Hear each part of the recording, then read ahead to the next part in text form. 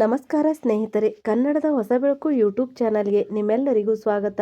ತುಲಾ ರಾಶಿಯವರೇ, ಸ್ನೇಹಿತರೆ, ಪರಮಾತ್ಮನ ಅಪರಿಮಿತ ಕೃಪೆ ನಿಮ್ಮೆಲ್ಲರ ಮೇಲಿರಲಿ. ಒಂದು ವೇಳೆ ಈ ಸಮಯದಲ್ಲಿ ಯಾರಾದರೂ ಯಾವುದೇ ಅಪರಿಚಿತ ಪ್ರೇರಣೆಯಿಂದ ಈ ಭವಿಷ್ಯವಾಣಿಯ ಬಳಿಗೆ ನಿಮ್ಮನ್ನು ಕರೆತಂದಿದ್ದರೆ ಇದನ್ನು ಕೇವಲ ಕಾಕತಾಳೀಯ ಎಂದು ಭಾವಿಸಿ ಮುಂದೆ ಹೋಗಬೇಡಿ. ಏಕೆಂದರೆ ಜೀವನದಲ್ಲಿ ಕೆಲವು ಸಮಯಗಳು ಬರುತ್ತವೆ, ಆಗ ಮನುಷ್ಯ ನಿಂತು ತನ್ನ ಒಳಗಿನ ಧ್ವನಿಯನ್ನು ಕೇಳಬೇಕು. ಇಂದಿನ ಈ ರಾಶಿಫಲ ಯಾವುದೇ ಭಯಭ್ರಮೆ ಅಥವಾ ಅಂಧವಿಶ್ವಾಸವನ್ನು ಹೆಚ್ಚಿಸಲು ಅಲ್ಲ, ಬದಲಿಗೆ ಆಶೆ, ನಂಬಿಕೆ ಮತ್ತು ಸಕಾರಾತ್ಮಕ ಚಿಂತನೆಯನ್ನು ಎಚ್ಚರಿಸಲು ಆಗಿದೆ. ಹಲವು ಬಾರಿ ನಾವು ನಮ್ಮ ಜೀವನದಲ್ಲಿ ನಿರಂತರವಾಗಿ ಹೋರಾಡುತ್ತಾ ಹೀಗೆ ಅಂದುಕೊಳ್ಳುತ್ತೇವೆ, ಈಗ ಏನು ಒಳ್ಳೆಯದಾಗುವುದಿಲ್ಲ. ಆದರೆ ಪರಮಾತ್ಮ ನಿಧಾನವಾಗಿ, ಸಾಮಾನ್ಯವಾಗಿ ಆಗ ಕೆಲಸ ಮಾಡಲು ಪ್ರಾರಂಭಿಸುತ್ತದೆ. ಮನುಷ್ಯನಿಗೆ ಈ ಎಲ್ಲ ದಾರಿಗಳು ಮುಚ್ಚಿ ಹೋಗಿವೆ ಎಂದು ಅನಿಸಿದಾಗ, ಕತ್ತಲ ರಾತ್ರಿಯ ನಂತರ ಸೂರ್ಯ ಉದಯಿಸುವುದು ನಿಶ್ಚಿತವಿರುವ ಹಾಗೆ ಕಷ್ಟದ ಸಮಯದ ನಂತರ ಒಳ್ಳೆಯ ಅವಕಾಶಗಳು ಕೂಡ ಜೀವನದ ಭಾಗವಾಗುತ್ತದೆ ಎಂದು ತಿಳಿದುಕೊಳ್ಳಿ. ಒಂದು ವೇಳೆ ಕಳೆದ ಕೆಲವು ಸಮಯದಿಂದ ನಿಮ್ಮ ಮನಸ್ಸಿನಲ್ಲಿ ಚಂಚಲತೆ ಇತ್ತು, ನೀವು ಯಾವುದೇ ಸ್ವಾರ್ಥವಿಲ್ಲದೆ ಶ್ರಮಿಸಿದ್ದೀರಿ, ಯಾರಿಗೂ ಕೆಟ್ಟದ್ದನ್ನು ಬಯಸಲಿಲ್ಲ ಮತ್ತು ಆದರೂ ಸನ್ನಿವೇಶಗಳು ನಿಮಗೆ ಅನುಕೂಲಕರವಾಗಿರಲಿಲ್ಲ ಎಂದಾದರೆ ನಿಮ್ಮ ಮನಸ್ಸನ್ನು ಬಲವಾಗಿಟ್ಟುಕೊಳ್ಳಿ. ಕೆಲವೊಮ್ಮೆ ಫಲಿತಾಂಶ ತಡವಾಗಿ ಸಿಗುತ್ತದೆ, ಆದರೆ ಸಿಕ್ಕಾಗ ನಿರೀಕ್ಷೆಗಿಂತಲೂ ಹೆಚ್ಚು ತೃಪ್ತಿ ಕೊಡುತ್ತದೆ. ಜೀವನದಲ್ಲಿ ಬರುವ ಪ್ರತಿ ಪರೀಕ್ಷೆ ನಮ್ಮನ್ನು ಬಲಿಷ್ಠ ಮಾಡುತ್ತದೆ ಮತ್ತು ಪ್ರತಿ ಹೋರಾಟವು ನಾವು ವರ್ಷಗಳ ಹಿಂದೆ ಕಲ್ಪಿಸಿದ್ದ ಆ ಗುರಿಗೆ ಯೋಗ್ಯರನ್ನಾಗಿ ಮಾಡುತ್ತದೆ. ಪರಮಾತ್ಮ ಪ್ರತಿಯೊಬ್ಬ ವ್ಯಕ್ತಿಯ ಜೀವನ ಯಾತ್ರೆಯನ್ನು ಬೇರೆ ರೀತಿಯಲ್ಲಿ ಮುಂದಕ್ಕೆ ಕೊಂಡೊಯ್ಯುತ್ತಾರೆ. ಕೆಲವರಿಗೆ ಯಶಸ್ಸು ಬೇಗ ಸಿಗುತ್ತದೆ, ಕೆಲವರಿಗೆ ತಡವಾಗಿ ಸಿಗುತ್ತದೆ. ಆದರೆ ಇದರ ಅರ್ಥ ತಡವಾಗಿ ಸಿಗುವ ಯಶಸ್ಸು ಕಡಿಮೆ ಮೌಲ್ಯದ್ದು ಎಂದಲ್ಲ. ಹಲವು ಬಾರಿ ಅದೇ ಸಾಧನೆ ಅತ್ಯಂತ ಬಾಳಿಕೆ ಬರುವಂತಹದ್ದು. ಅದಕ್ಕಾಗಿ ತಾಳ್ಮೆ, ಪರಿಶ್ರಮ ಮತ್ತು ನಂಬಿಕೆಯ ಪರೀಕ್ಷೆ ತೆಗೆದುಕೊಂಡಿರುತ್ತದೆ. ಒಂದು ವೇಳೆ ಇಂದು ನಿಮ್ಮ ಮನಸ್ಸಿನಲ್ಲಿ ಈ ಪ್ರಶ್ನೆ ಮೂಡುತ್ತಿದೆಯಾ, ಕೊನೆಗೆ ಎಷ್ಟು ದಿನ ಕಾಯಬೇಕು ಎಂದಾದರೆ ನೆನಪಿಡಿ, ಸರಿಯಾದ ಸಮಯ ಬಂದಾಗ ಒಂದು ಚಿಕ್ಕ ಅವಕಾಶವು ಇಡೀ ಜೀವನದ ದಿಕ್ಕನ್ನು ಬದಲಾಯಿಸುತ್ತದೆ. ಆದ್ದರಿಂದ ನಿರಾಶೆಗೆ ನಿಮ್ಮನ್ನು ಆವರಿಸಲು ಬಿಡಬೇಡಿ. ನಿಮ್ಮ ಯೋಚನೆಗಳನ್ನು ಸಕಾರಾತ್ಮಕವಾಗಿರಿಸಿಕೊಳ್ಳಿ, ನಿಮ್ಮ ಕರ್ಮವನ್ನು ಪ್ರಾಮಾಣಿಕವಾಗಿಟ್ಟುಕೊಳ್ಳಿ ಮತ್ತು ನಿಮ್ಮ ಗುರಿಯಿಂದ ಗಮನವನ್ನು ಬೇರೆ ಕಡೆಗೆ ಹೋಗಲು ಬಿಡಬೇಡಿ. ಪರಮಾತ್ಮನ ಅತಿದೊಡ್ಡ ಆಶೀರ್ವಾದ ಇದೇ ಆಗಿರುತ್ತದೆ. ನಾವು ಕಷ್ಟದ ಸನ್ನಿವೇಶಗಳಲ್ಲೂ ಮುಂದೆ ಹೋಗುವ ಶಕ್ತಿಯನ್ನು ಕೊಡುತ್ತಾರೆ. ಮನುಷ್ಯ ಸೋತು ಬಿಟ್ಟೆ ಎಂದುಕೊಳ್ಳುವ ಬದಲು ಮತ್ತೆ ಎದ್ದು ನಡೆಯಲು ಪ್ರಾರಂಭಿಸಿದಾಗ ಆಗಲೇ ಅವನ ಜೀವನದಲ್ಲಿ ಹೊಸ ಬಾಗಿಲುಗಳು ತೆರೆಯಲು ಪ್ರಾರಂಭಿಸುತ್ತವೆ. ಈ ಸಂಸಾರವು ಕರ್ಮದ ಸಿದ್ಧಾಂತದ ಮೇಲೆ ನಡೆಯುತ್ತದೆ. ಇಂದು ಮಾಡಿದ ಒಳ್ಳೆಯ ಕೆಲಸವು ನಾಳೆ ಯಾವುದಾದರೂ ರೂಪದಲ್ಲಿ ವಾಪಸ್ ಖಂಡಿತ ಬರುತ್ತದೆ. ಆದ್ದರಿಂದ ಯಾರ ಮೇಲಾದರೂ ದ್ವೇಷ ಇಟ್ಟುಕೊಳ್ಳುವ ಬದಲು ನಿಮ್ಮಲ್ಲಿ ಕರುಣೆ, ತಾಳ್ಮೆ ಮತ್ತು ಸೇವೆಯ ಭಾವನೆಯನ್ನು ಇಟ್ಟುಕೊಳ್ಳಿ. ಬಹುಶಃ ನೀವು ದೀರ್ಘ ಸಮಯದಿಂದ ಕಾಯುತ್ತಿರುವ ಬದಲಾವಣೆಯು ನಿಧಾನವಾಗಿ ನಿಮ್ಮ ಜೀವನದ ಕಡೆಗೆ ಬರುತ್ತಿರಬಹುದು. ಕೆಲವೊಮ್ಮೆ ಹೊಸ ಭೇಟಿ, ಕೆಲವೊಮ್ಮೆ ಹೊಸ ಅವಕಾಶ ಮತ್ತು ಕೆಲವೊಮ್ಮೆ ಯಾವುದೇ ಪ್ರೇರಣೆ ಅಥವಾ ಕೆಲವೊಮ್ಮೆ ಯಾರದಾದರೂ ಸಹಾಯವು ನಮ್ಮ ಜೀವನದಲ್ಲಿ ಹೊಸ ಪ್ರಾರಂಭಕ್ಕೆ ಕಾರಣವಾಗುತ್ತದೆ. ಆದ್ದರಿಂದ ಪ್ರತಿದಿನವನ್ನು ಹೊಸ ಭರವಸೆಯೊಂದಿಗೆ ಸ್ವೀಕರಿಸಿ. ನಿಮ್ಮ ಮನಸ್ಸಿನಲ್ಲಿ ಈ ಒಂದು ನಂಬಿಕೆ ಇಟ್ಟುಕೊಳ್ಳಿ, ಒಳ್ಳೆಯ ಸಮಯ ಕೂಡ ಜೀವನದ ಸತ್ಯವೇ. ಕಷ್ಟದ ಸಮಯ ಎಷ್ಟು ಸತ್ಯವೋ ಅಷ್ಟೇ ಸತ್ಯ. ಮನಸ್ಸು ಶಾಂತವಾಗಿದ್ದಾಗ ಸರಿಯಾದ ನಿರ್ಧಾರ ತೆಗೆದುಕೊಳ್ಳುವುದು ಸುಲಭವಾಗುತ್ತದೆ ಮತ್ತು ಸರಿಯಾದ ನಿರ್ಧಾರಗಳನ್ನು ತೆಗೆದುಕೊಂಡಾಗ ಜೀವನದ ದಿಕ್ಕು ಕೂಡ ಬದಲಾಗಲು ಪ್ರಾರಂಭಿಸುತ್ತದೆ. ಪರಮಾತ್ಮ ನಮಗೆ ಸಂಕೇತಗಳನ್ನು ಸಾಮಾನ್ಯವಾಗಿ ನಮ್ಮ ಅಂತಃಕರಣ, ನಮ್ಮ ಪ್ರೇರಣೆ ಮತ್ತು ನಮ್ಮ ಒಳ್ಳೆಯ ಕರ್ಮಗಳ ಮೂಲಕ ಕೊಡುತ್ತಾರೆ. ಆದ್ದರಿಂದ ನಿಮ್ಮೊಳಗಿನ ಸಕಾರಾತ್ಮಕ ಧ್ವನಿಯನ್ನು ಕೇಳಿ, ನಿಮ್ಮ ಕುಟುಂಬವನ್ನು ಗೌರವಿಸಿ, ನಿಮ್ಮ ತಂದೆ ತಾಯಿ ಮತ್ತು ಗುರುಗಳ ಗೌರವವನ್ನು ಮಾಡಿ ಮತ್ತು ಪ್ರತಿ ಸನ್ನಿವೇಶದಲ್ಲೂ ಸತ್ಯ ಮತ್ತು ಪ್ರಾಮಾಣಿಕತೆಯ ಜೊತೆ ಇರಿ. ಇವೇ ಆ ಗುಣಗಳು ವ್ಯಕ್ತಿಯನ್ನು ಒಳಗಿನಿಂದ ಸಮೃದ್ಧರನ್ನಾಗಿ ಮಾಡುತ್ತವೆ. ನೆನಪಿಡಿ, ನಿಜವಾದ ಶುಭ ಸುದ್ದಿ ಕೇವಲ ಹಣ ಅಥವಾ ಯಶಸ್ಸು ಅಲ್ಲ, ಬದಲಿಗೆ ಮನಃಶಾಂತಿ.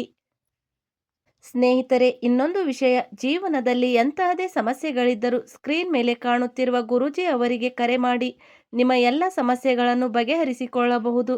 ಗುರೂಜಿ ಅವರು ವಿದ್ಯೆ, ಉದ್ಯೋಗ, ವ್ಯಾಪಾರ, ಗಂಡ ಹೆಂಡತಿ ಕಲಹ, ಅತ್ತೆ ಸೊಸೆ ಕಲಹ, ಮದುವೆ ವಿಳಂಬ, ಸಂತಾನ ಸಮಸ್ಯೆ, ಶತ್ರುಕಾಟ, ವಶೀಕರಣ, ನಿಮ್ಮ ಯಾವುದೇ ಸಮಸ್ಯೆ ಇದ್ದರೂ ತುಳುನಾಡಿನ ದೈವಾರಾಧನೆಯಿಂದ ಹಾಗೂ ಶ್ರೀ ಸಾಯಿಬಾಬಾ ದೈವಿಕ ಶಕ್ತಿಯಿಂದ ಶೀಘ್ರ ಶಾಶ್ವತ ಪರಿಹಾರ ಮಾಡಿಕೊಡುತ್ತಾರೆ. ಈಗ ನಿಮಗೆ ಸುವರ್ಣ ಅವಕಾಶ. ಕುಟುಂಬದ ಜೊತೆ ಆರೋಗ್ಯ, ಆತ್ಮವಿಶ್ವಾಸ ಮತ್ತು ಮುಂದೆ ಹೋಗುವ ಧೈರ್ಯವೂ ಅಷ್ಟೇ ದೊಡ್ಡ ಉಡುಗೊರೆ. ಒಂದು ವೇಳೆ ನಿಮ್ಮ ಜೀವನದಲ್ಲಿ ಇವುಗಳಲ್ಲಿ ಯಾವುದಾದರೂ ಒಂದು ಹೆಚ್ಚಾಗುತ್ತಿದೆಯಾ ಎಂದಾದರೆ ನೀವು ಸರಿಯಾದ ದಿಕ್ಕಿನಲ್ಲಿ ಮುಂದೆ ಹೋಗುತ್ತಿದ್ದೀರಿ ಎಂದು ತಿಳಿದುಕೊಳ್ಳಿ.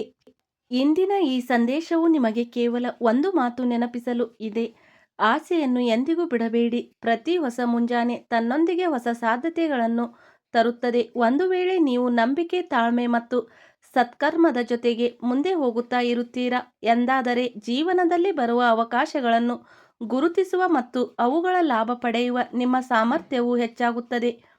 ಪರಮಾತ್ಮನ ಮೇಲೆ ನಂಬಿಕೆ ಇಡಿ, ಆದರೆ ಅದರ ಜೊತೆಗೆ ನಿಮ್ಮ ಪ್ರಯತ್ನಗಳನ್ನು ಕೂಡ ನಿರಂತರವಾಗಿ ಮುಂದುವರೆಸಿ. ಏಕೆಂದರೆ ಆಶೀರ್ವಾದ ಮತ್ತು ಪರಿಶ್ರಮ ಎರಡೂ ಒಟ್ಟಿಗೆ ನಡೆದಾಗ ಮಾತ್ರ ಯಶಸ್ಸಿನ ಮಾರ್ಗ ಅತ್ಯಂತ ಪ್ರಕಾಶಮಾನವಾಗುತ್ತದೆ. ನಿಮ್ಮ ಮನಸ್ಸನ್ನು ಭಯದಿಂದ ಅಲ್ಲ, ನಂಬಿಕೆಯಿಂದ ತುಂಬಿಕೊಳ್ಳಿ. ನಿಮ್ಮ ಯೋಚನೆಗಳನ್ನು ದೂರುಗಳಿಂದ ಅಲ್ಲ, ಕೃತಜ್ಞತೆಯಿಂದ ಅಲಂಕರಿಸಿ. ನಿಮಗೆ ಇರುವುದನ್ನು ಗೌರವಿಸಿ ಮತ್ತು ನೀವು ಪಡೆಯಲು ಬಯಸುವುದಕ್ಕಾಗಿ ಪ್ರಾಮಾಣಿಕವಾಗಿ ಪ್ರಯತ್ನಿಸುತ್ತಾ ಇರಿ. ಇದೇ ಜೀವನದ ಅತ್ಯಂತ ಸುಂದರ ಮಾರ್ಗ ಮತ್ತು ಇದೇ ಆ ಆಧಾರ. ಅದರ ಮೇಲೆ ಭವಿಷ್ಯದ ಪ್ರತಿಯೊಂದು ಒಳ್ಳೆಯ ಪ್ರಾರಂಭ ನಿಂತಿರುತ್ತದೆ. ಬಹುಶಃ ಬರುವ ಸಮಯವು ನಿಮಗಾಗಿ ಹೊಸ ಕಲಿಕೆ, ಹೊಸ ಅವಕಾಶಗಳು ಮತ್ತು ಹೊಸ ಪ್ರೇರಣೆಗಳನ್ನು ತರಬಹುದು. ಅವುಗಳನ್ನು ಮುಕ್ತ ಮನಸ್ಸಿನಿಂದ ಸ್ವೀಕರಿಸಿ ಮತ್ತು ನಿಮ್ಮ ಪ್ರತಿಯೊಂದು ಹೆಜ್ಜೆಯನ್ನು ಸಕಾರಾತ್ಮಕ ಯೋಚನೆಯೊಂದಿಗೆ ಮುಂದೆ ಇಡಿ. ಪರಮಾತ್ಮನ ಕೃಪೆ ನಿಜವಾದ ಮನಸ್ಸಿನಿಂದ ಪ್ರಯತ್ನಿಸುವವರ ಮೇಲೆ ಖಂಡಿತ ಇರುತ್ತದೆ. ಇತರರ ಒಳಿತನ್ನು ಬಯಸುತ್ತಾರೆ ಮತ್ತು ಕಷ್ಟದ ಸನ್ನಿವೇಶಗಳಲ್ಲೂ ತಮ್ಮ ನಂಬಿಕೆಯನ್ನು ಮುರಿಯಲು ಬಿಡುವುದಿಲ್ಲ. ಆದ್ದರಿಂದ ನೀವು ನಗುತ್ತಾ ಇರಿ, ಮುಂದೆ ಹೋಗಿ ಮತ್ತು ನಿಮ್ಮ ಜೀವನದಲ್ಲಿ ಬರುವ ಪ್ರತಿಯೊಂದು ಹೊಸ ಅವಕಾಶವನ್ನು ಸ್ವಾಗತಿಸಿ. ಈ ನಂಬಿಕೆಯೇ ನಿಮ್ಮಲ್ಲಿ ಹೊಸ ಶಕ್ತಿಯನ್ನು ತುಂಬುತ್ತದೆ ಮತ್ತು ಈ ಸಕಾರಾತ್ಮಕತೆ ನಿಮ್ಮ ಜೀವನದ ಅತಿ ದೊಡ್ಡ ಶುಭ ಸುದ್ದಿಯಾಗಬಹುದು. ಒಂದು ವೇಳೆ ನೀವು ಶುಕ್ರವಾರ ಸಂಜೆ ಮತ್ತು ಶನಿವಾರ ಬೆಳಿಗ್ಗೆ ಆತ್ಮಚಿಂತನೆ, ಶಿಸ್ತು ಮತ್ತು ಸಕಾರಾತ್ಮಕ ಸಂಕಲ್ಪದೊಂದಿಗೆ ಕಳೆಯಲು ಬಯಸಿದರೆ, ಈ ಸಮಯವು ನಿಮ್ಮ ಮನಸ್ಸನ್ನು ಶಾಂತ ಮಾಡಲು ಮತ್ತು ಒಳ್ಳೆಯ ಕರ್ಮಗಳ ಸಂಕಲ್ಪ ತೆಗೆದುಕೊಳ್ಳಲು ಉಪಯುಕ್ತವೆಂದು ಪರಿಗಣಿಸಲಾಗುತ್ತದೆ. ಶುಕ್ರವಾರ ಸಂಜೆ ನಿಮ್ಮ ಮನೆಯನ್ನು ಸ್ವಚ್ಛ ಮಾಡಿ, ಒಂದು ದೀಪ ಹಚ್ಚಿ, ಪರಮಾತ್ಮನನ್ನು ಸ್ಮರಿಸಿ ಮತ್ತು ಕೇವಲ ಕ್ಷಣ ಶಾಂತವಾಗಿ ಕುಳಿತು ಇಡೀ ದಿನದ ಕಾರ್ಯಗಳ ಬಗ್ಗೆ ಯೋಚಿಸಿ. ಸಾಧ್ಯವಾದರೆ ನಿಮ್ಮ ತಂದೆ ತಾಯಿ, ಗುರುಗಳು ಅಥವಾ ಕುಟುಂಬದ ಹಿರಿಯರ ಗೌರವ ಮಾಡಿ ಮತ್ತು ಅವರಿಂದ ಆಶೀರ್ವಾದ ಪಡೆಯಿರಿ. ನಿಮ್ಮ ಮನಸ್ಸಿನಲ್ಲಿ ಯಾರ ಮೇಲಾದರೂ ಕೋಪ, ಅಸೂಯೆ ಅಥವಾ ಕಹಿ ಇದ್ದರೆ ಇದನ್ನು ಬಿಡಲು ಪ್ರಯತ್ನಿಸಿ. ಸ್ವಲ್ಪ ಸಮಯ ಪ್ರಾರ್ಥನೆ ಮಾಡಿ, ಧ್ಯಾನ ಮಾಡಿ ಅಥವಾ ಪ್ರೇರಣಾದಾಯಕ ಧಾರ್ಮಿಕ ಮತ್ತು ಆಧ್ಯಾತ್ಮಿಕ ಸಾಹಿತ್ಯದ ಅಧ್ಯಯನದಲ್ಲಿ ತೊಡಗಿಸಿಕೊಳ್ಳಿ. ನಿಮ್ಮ ಸಾಮರ್ಥ್ಯದ ಪ್ರಕಾರ ಯಾವುದೇ ಅಗತ್ಯವಿರುವವರಿಗೆ ಸಹಾಯ ಮಾಡಿ.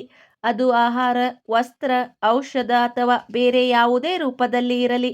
ಶನಿವಾರ ಬೆಳಿಗ್ಗೆ ಬೇಗ ಎದ್ದು ಸ್ನಾನ ಮಾಡಿ ಮತ್ತು ಶುದ್ಧ ವಸ್ತ್ರ ಧರಿಸಿ. ಇದರ ನಂತರ ಶಾಂತ ಮನಸ್ಸಿನಿಂದ ಪರಮಾತ್ಮನನ್ನು ಸ್ಮರಿಸಿ ಮತ್ತು ನಿಮ್ಮ ಜೀವನದಲ್ಲಿ ಸತ್ಯ, ಪ್ರಾಮಾಣಿಕತೆ, ಪರಿಶ್ರಮ ಮತ್ತು ಸದ್ಭಾವನೆಯನ್ನು ಇಟ್ಟುಕೊಳ್ಳುವ ಸಂಕಲ್ಪ ತೆಗೆದುಕೊಳ್ಳಿ. ಒಂದು ವೇಳೆ ನಿಮ್ಮ ಮನೆಯಲ್ಲಿ ಪೂಜಾ ಸ್ಥಳ ಇದ್ದರೆ ಅಲ್ಲಿ ಒಂದು ದೀಪ ಹಚ್ಚಿ ಸ್ವಲ್ಪ ಸಮಯ ಪ್ರಾರ್ಥನೆ ಮಾಡಿ ಮತ್ತು ನಿಮ್ಮ ಜೊತೆ ಇಡೀ ಕುಟುಂಬ ಮತ್ತು ಸಮಾಜದ ಕಲ್ಯಾಣಕ್ಕಾಗಿ ಪ್ರಾರ್ಥಿಸಿ. ದಿನದ ಪ್ರಾರಂಭವನ್ನು ಸಕಾರಾತ್ಮಕ ಯೋಚನೆಗಳೊಂದಿಗೆ ಮಾಡಿ ಮತ್ತು ಇಂದು ಯಾರನ್ನು ಅವಮಾನ ಮಾಡುವುದಿಲ್ಲ, ಯಾರಿಗೂ ಕಷ್ಟ ಕೊಡುವುದಿಲ್ಲ ಮತ್ತು ನನ್ನ ಕೆಲಸವನ್ನು ಪೂರ್ಣ ನಿಷ್ಠೆಯಿಂದ ಮಾಡುತ್ತೇನೆ ಎಂದು ನಿರ್ಧರಿಸಿ. ಸಾಧ್ಯವಾದರೆ ಯಾವುದಾದರೂ ಪಕ್ಷಿ ಅಥವಾ ಪ್ರಾಣಿಗೆ ಆಹಾರ ಮತ್ತು ನೀರಿನ ವ್ಯವಸ್ಥೆ ಮಾಡಿ ಮತ್ತು ಪ್ರಕೃತಿಯ ಬಗ್ಗೆಯೂ ನಿಮ್ಮ ಜವಾಬ್ದಾರಿಯನ್ನು ನಿರ್ವಹಿಸಿ. ಇಡೀ ದಿನ ವಿನಮ್ರ ಭಾಷೆ ಬಳಸಿ. ಅನಗತ್ಯ ವಿವಾದಗಳಿಂದ ದೂರವಿರಿ ಮತ್ತು ನಿಮ್ಮ ಕರ್ಮದ ಮೇಲೆ ಗಮನ ಕೊಡಿ. ನಿಮ್ಮ ಗುರಿಯ ಕಡೆಗೆ ನಿರಂತರವಾಗಿ ಪ್ರಯತ್ನಿಸುತ್ತಾ ಇರಿ ಮತ್ತು ನಿಮ್ಮ ನಂಬಿಕೆ ಇಟ್ಟುಕೊಳ್ಳಿ. ತಾಳ್ಮೆ, ಪ್ರಾಮಾಣಿಕತೆ ಮತ್ತು ಒಳ್ಳೆಯ ಕರ್ಮವು ಸಮಯದ ಜೊತೆಗೆ ಒಳ್ಳೆಯ ಫಲಿತಾಂಶ ತರಬಹುದು. ಇಡೀ ದಿನ ಕೃತಜ್ಞತೆಯ ಭಾವ ಇಟ್ಟುಕೊಳ್ಳಿ. ಏನು ಸಿಗುತ್ತದೆಯೋ ಅದಕ್ಕೆ ಧನ್ಯವಾದ ಹೇಳಿ ಮತ್ತು ಏನನ್ನು ಪಡೆಯಲು ಬಯಸುತ್ತೀರೋ ಅದಕ್ಕಾಗಿ ನಿರಂತರವಾಗಿ ಪರಿಶ್ರಮ ಮಾಡುತ್ತಾ ಇರಿ. ನಿಮ್ಮ ಆರೋಗ್ಯದ ಕಡೆ ಗಮನ ಕೊಡಿ.